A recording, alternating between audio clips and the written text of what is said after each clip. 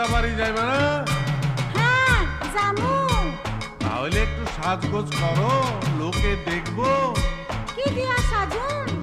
এইবার কিছুই তো দিলা না। কেমনে দেমু?